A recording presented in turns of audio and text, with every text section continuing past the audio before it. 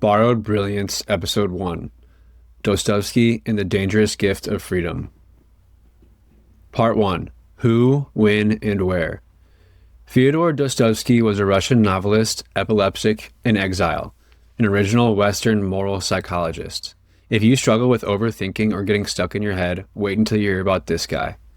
Outside of that head, though, was a Russia torn between two extremes, the Westernizers and the Slavophiles.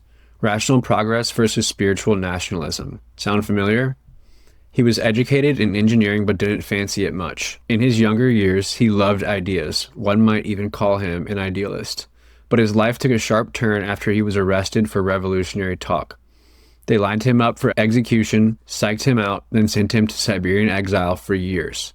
He was only allowed one book while there, the New Testament. In my eyes, that event changed him and colored everything he wrote afterward. How could it not? He went into exile a rational, utopian socialist and came out, well, a bit different, but not completely broken.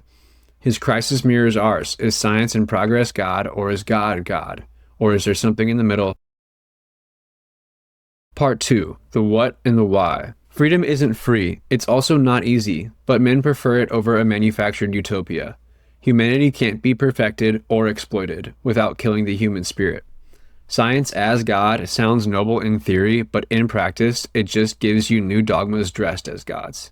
Dostoevsky feared a rational paradise. In his day, it was to be built by government. In ours, government still plays a role, but it's not the main architect anymore. The new utopia comes through technology, consumerism, and endless optimization. So if not science, not dogma, not progress as religion, then what? I like to think Dostoevsky's answer would be one word: beauty. Beauty born from spiritual awakening and personal joy. Beauty in small, compassionate acts, simple kindness that expects nothing in return.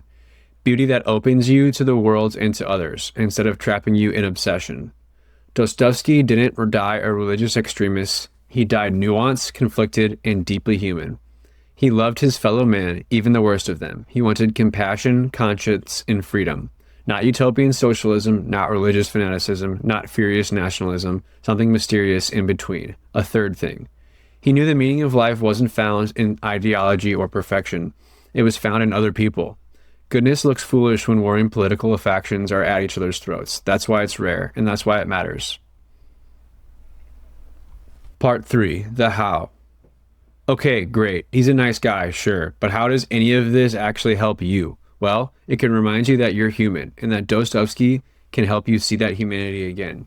You are no different from him. You're capable of being the cold, atheist rationalist and the spiritual zealot.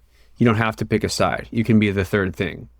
You can be kind when the rest of the world thinks it's goofy, especially be kind to someone your side is supposed to dislike. The fun part is finding beauty in your daily life. For the rest of the day, anytime you remember, find one beautiful thing in your present moment. It could be something you see, hear, or smell. It could even be a thought that drifted into your mind. Listen to your suffering instead of trying to escape it. Don't scroll, breathe.